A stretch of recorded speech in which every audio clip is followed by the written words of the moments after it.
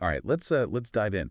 Today we're going to be looking at something that's well, pretty fascinating. It's menstruation in Islam. Okay. Specifically, we're using two sources for this deep dive. Yeah. The Echoes of Ihsan Podcast Okay. and the Sahih Bukhari Hadith, Book 6, Right. which is all about menstrual periods. So it's kind of like we're getting this really unique look into history, Yeah. like a window into how early Muslims dealt with something that's like universal. Right. Absolutely. Think about how many cultures have all these taboos around menstruation. Yeah. And it's really interesting to see how these sources, like the Echoes of Ihsan Podcast and the Sahih Bukhari, they don't shy away from it at all. Right. They really get into like the nitty gritty, even the intimate details. So for people who might not be familiar, the Sahih Bukhari is like this super important book in Sunni Islam. It's basically a collection of sayings and stories about the Prophet Muhammad, peace be upon him. And they give guidance on just like tons of topics. And what's so cool is we're not just going to look at rules, but like actual stories, Mm-hmm. Real life stuff that shows how these teachings were actually, put into practice. Yeah, totally. It's one thing to have like the theory, Right. but seeing how it actually played out is really insightful. So one of the best examples is Aisha, the Prophet's wife. Oh, yeah. So picture this. You're on Hajj, Okay. the pilgrimage to Mecca. Right. Like this is a huge deal for Muslims. Absolutely. Deeply spiritual, super meaningful. Yeah. And then, And then bam, you get your period. oh no. Hadith 293 and 302, they actually talk about how Aisha was like really distressed. I can imagine. Because she's worried that, this natural thing that happens is going to keep her from doing her religious duties. It's like, that's got to be so relatable even today. Oh, for sure. Just swap out Hajj for like a big presentation at work or a wedding or something. Yeah. We've all had that, oh no, not now feeling. Absolutely. It's like the worst timing ever. But here's where it gets really interesting. Okay. The Prophet, peace be upon him, he comforts Aisha. Yeah.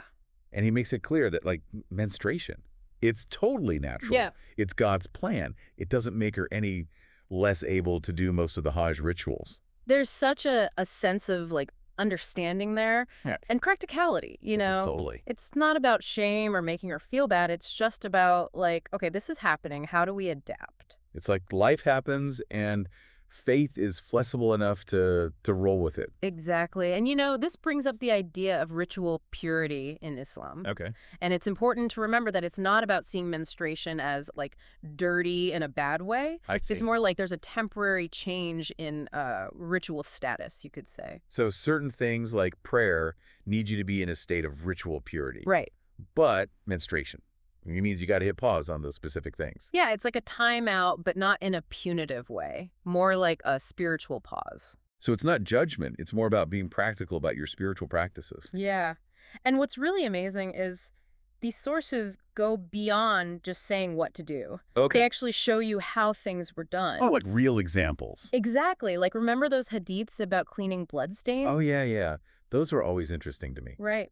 So Hadith 304 and 305, they give all these details about getting blood out of clothes. They even talk about, like, rubbing it with saliva. Wow. Okay, so even prophets and their families, they had to deal with this stuff. Exactly. It's such a humanizing detail. Yeah, it kind of brings history down to earth, doesn't it? It really does. It makes those figures so much more relatable. Totally.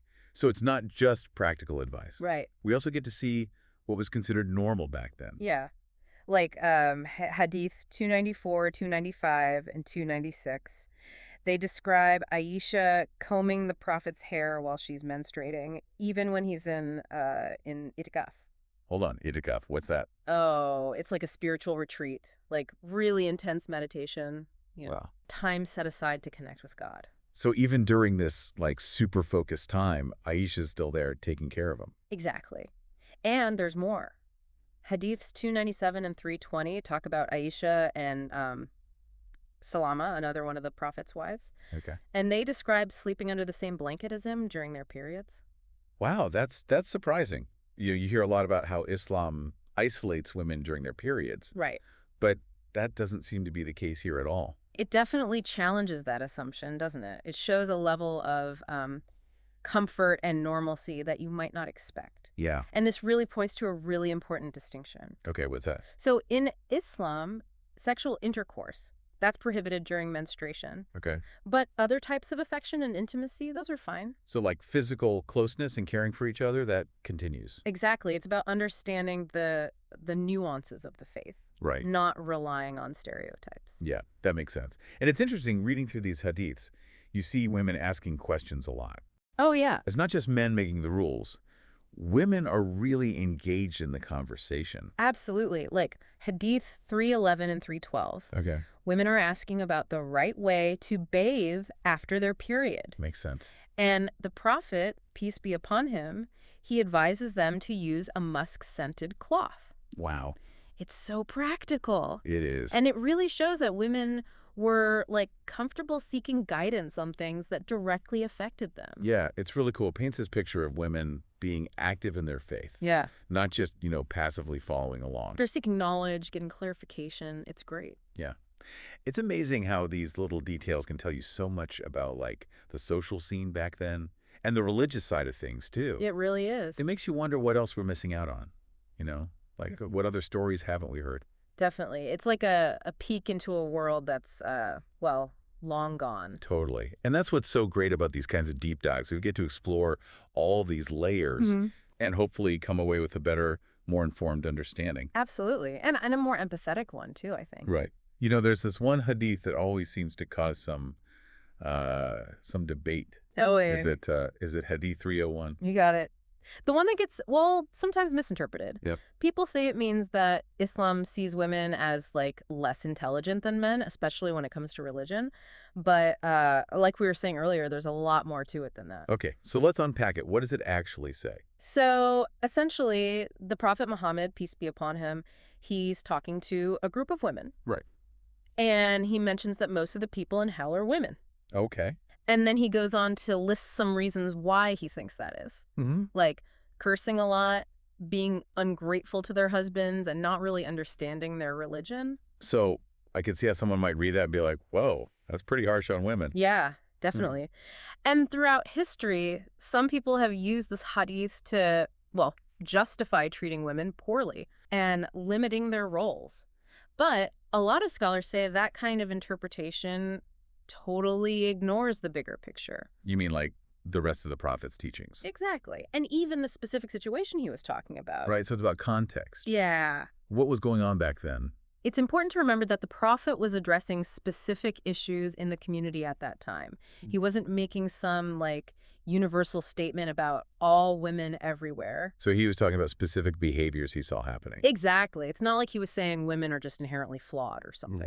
Right. And even within the hadith itself, there's stuff about how women contribute to religious life in good ways. Okay. Like he talks about them giving charity and being involved in the community. So it's not all negative. Not at all. It's about looking at the whole thing, not just the parts that fit a certain agenda. Exactly. And let's not forget, the Prophet, peace be upon him, he emphasized equality between men and women a lot. He said that women have rights to education, inheritance, Oh, yeah. even choosing who they marry, which was like a big deal back then. Yeah, definitely. So we got to see this hadith as part of that bigger picture of equality. Yeah. And that's where critical thinking comes in, especially with religious texts. Yeah. We have to consider different perspectives, Right. look at reputable scholarship, and be careful of interpretations that are, discriminatory. Right. Because interpretations can change too. Exactly. Our understanding of the world changes. Yeah. So it's an ongoing process, always learning, questioning, and refining our understanding. And it's cool going back to the Echoes of Ihsan Podcast and these hadiths. Yeah. There's a lot of emphasis on actually seeking knowledge, Oh, yeah. not just blindly following rules, Right. but really trying to understand, the deeper meaning. Absolutely. In Islam, learning is a big deal. Yeah. It's encouraged, and it's seen as a lifelong journey for both men and women. And the fact that, like, women in these hadiths are so comfortable asking these questions, Right. even about personal stuff, it says a lot. Yeah, it really does. They're not just sitting back and absorbing information. Yeah. They're actively trying to figure things out. They're shaping their own understanding. Exactly. And it's almost like we're getting a glimpse into a lost world, where women could openly engage with religion and learn without, like, any shame. That's a really powerful thought. And it reminds us that, history isn't, just one simple story. Yeah. It's made up of all these different perspectives, and Yeah. some of them have been, ignored or pushed aside. Yeah. So these hadiths, they give us a more complete picture of the past, Absolutely. and it makes you wonder what else we might be missing. What other stories haven't been told. Right. And that's why we do these deep dives. Yeah. To explore all these complexities. Right. And hopefully, challenge ourselves to think differently. Absolutely. And come out of it with a more rounded understanding. So for people listening who might be, a little overwhelmed right now, Yeah. what's the main thing you want them to take away? I think the most important thing is don't oversimplify things. Okay. Especially when we're talking about, religion and gender roles. Right. There's always more to the story. You got to dig deeper, ask questions, Mm-hmm. and be open to, maybe changing our minds about things. Exactly. And remember, this conversation's not over. There's so much more out there to learn and explore. And that's the exciting part. It's a journey. Yeah. Always learning, always discovering new things. And on that note, we're going to take a quick break. Okay. When we come back, we're going to get into how these teachings can be relevant to our lives today. Sounds good. So stay with us. Welcome back. We're picking up right where we left off, Hadith 301. It's one of those texts that sometimes gets used, not in the best way. Yeah, some people try to say it means Islam thinks women are less intelligent, especially when it comes to religion. Right. But like we were saying before, there's so much more to it than that. Okay, so let's break it down. What does this hadith actually say? Okay, so basically, the Prophet Muhammad, peace be upon him, is talking to a group of women. And he says that the majority of people in hell are women. Mm-hmm. And then he goes on to give some of the reasons he believes that is. Like what? Well, he mentions things like cursing a lot, being ungrateful to their husbands, and not really understanding their religion. Okay, yeah, I can see how on the surface that could sound pretty negative towards women. Absolutely. And unfortunately, throughout history, some people have used this hadith to justify, treating women badly. Right. And keeping them from having the same opportunities as men. Yeah, but you were saying that kind of interpretation misses the bigger picture. Exactly. A lot of scholars argue that it totally ignores the context of the Prophet's teachings as a whole and the specific situation he was speaking in. So context is key here. Yeah. What was actually happening back then that might have led to this conversation? Well, the Prophet was addressing specific concerns that were present in the community at that time. He wasn't making some kind of, grand statement about women in general. Oh, I see. So he was responding to particular behaviors he was seeing. Exactly. He wasn't saying that women are just, inherently flawed. Right, right. And even within this hadith, there are parts where he talks about the positive contributions women make to religious life. Okay. He emphasizes the importance of women giving charity and actively participating in the community. So it's not all negative. Not at all. It's about, like you said, looking at the whole picture. Exactly. Not just picking and choosing the parts that fit a certain narrative. Yeah, and we can't forget the Prophet, peace be upon him, spoke about equality between men and women quite a bit. Right. He was very clear that women have rights to education, inheritance. Oh, yeah. Even choosing who they want to marry, which was unheard of at the time. Yeah, for sure. So we got to see this hadith in light of that larger message of equality. Yeah, and that's why it's so important to think critically, especially when we're dealing with religious texts. For sure. We got to consider different interpretations, Mm-hmm. do our research, and be wary of, interpretations that could be used to discriminate against people. Right, because interpretations can evolve over time, too. Exactly. As our understanding of the world changes, so do our interpretations. That makes sense. So it's an ongoing process. We should always be learning, questioning, and refining our understanding.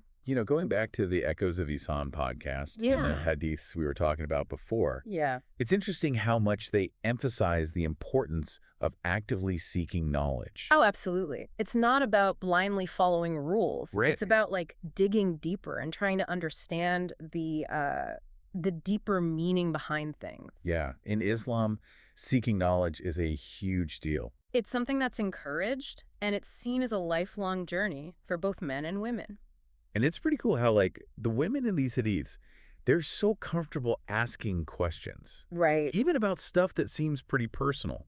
It really says something. It does. It shows they're not just passively sitting there waiting to be told what to think. Yeah. They're actively trying to figure things out for themselves. Shaping their own understanding. Exactly. It's like we're getting a glimpse into a time when women could openly engage in religious discussions and, learn without feeling ashamed or anything. Yeah, that's a really powerful image. It reminds us that history is much more complex than we often think. Yeah. It's made up of so many different perspectives, and unfortunately, some of those perspectives have been silenced or ignored. Right. So these hadiths are helping us get a more complete picture of what life was like back then. Exactly.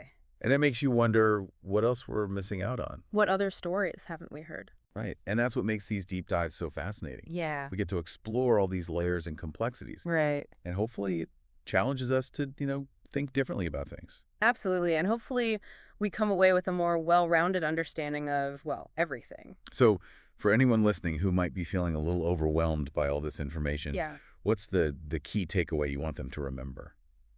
I think the most important thing is to avoid oversimplification. Okay. Especially when it comes to things like religion and gender roles, there are always nuances. There's always more to the story. So we need to dig deeper, ask questions, and be open to changing our minds. Exactly. And remember, the conversation doesn't end here. There's so much more out there to learn and explore. And that's what makes it so exciting. It's a journey. Yeah. Always learning, always discovering new things. And speaking of discovering new things, how can we take what we've learned about ritual, purity, intimacy, and, women's voices and apply it to our lives today? Yeah, that's a great question. It's not all about ancient texts and historical context. Right? No, it's not. It's about, making those connections between then and now and seeing how those teachings can actually, help us in our own lives. Right. Okay, so how do we take those things we've talked about, ritual purity and intimacy and how women had a voice, and make them relevant for today? Well, I think one of the biggest things for me is open communication and education too. Those hadiths, especially the ones where you see women asking questions, they really highlight how important it is to seek knowledge and to not be afraid to get those doubts cleared up. Yeah, it's like they're showing us how it's done. It's okay to ask even about things that might feel kind of personal or taboo. Exactly. And that's so important, especially now. I mean, there's still so much, I don't know, stigma around menstruation, right? Yeah. And so much misinformation. But imagine if girls and women felt totally comfortable asking questions about their bodies and their faith. Yeah, that would be incredible. No shame, no judgment. Just open and honest conversations. Exactly. And it goes beyond just asking questions. It's about creating a space where everyone can learn about this stuff, where accurate information is easy to find. I think that's where resources like the Echoes of Ihsan podcast are doing such amazing work. They're really giving a platform to these conversations and bringing in all these different perspectives. Absolutely. And there are, so many scholars and activists and organizations that are working hard to break down those barriers and to really promote a deeper understanding of menstruation within Islam. It's about taking back the narrative. Yes. Moving away from all that shame and silence and going towards a place of knowledge and empowerment, and acceptance. And part of that is recognizing that not everyone in the Muslim community has the same experiences or interprets these teachings in the same way. Right. Yeah. Right. It's not a one-size-fits-all thing. Exactly. It's about having those respectful conversations, being open to different viewpoints, and remembering that our understanding of faith can always grow and change. Totally. And at the end of the day, we have to remember that menstruation is natural. Absolutely. It's a healthy part of being a woman. It's something that deserves to be understood and respected. Even celebrated, I'd say. Yeah, definitely. Wow, this deep dive has been really eye-opening for me. I never realized how much depth there was to this topic. And it's amazing how these ancient texts can still speak to us today and give us guidance on things we're still dealing with. It really is. It shows how timeless those teachings are. But it also reminds us that we have to keep learning and questioning things. Right. We can't just take things at face value. So for everyone listening, what's the one thing you hope they take away from all of this? I'd say never stop seeking knowledge. Don't be afraid to ask questions and always come to these conversations with an open mind and a compassionate heart. That's beautifully said. And on that note, we want to thank you all for joining us on this deep dive into menstruation in Islam. Thanks for listening, everyone. We hope you found it as as thought-provoking and insightful as we did. And remember, this is just the beginning. Yeah. There's so much more out there to learn. So keep exploring, keep asking questions, and keep diving deep. We'll see you next time. Bye, everyone.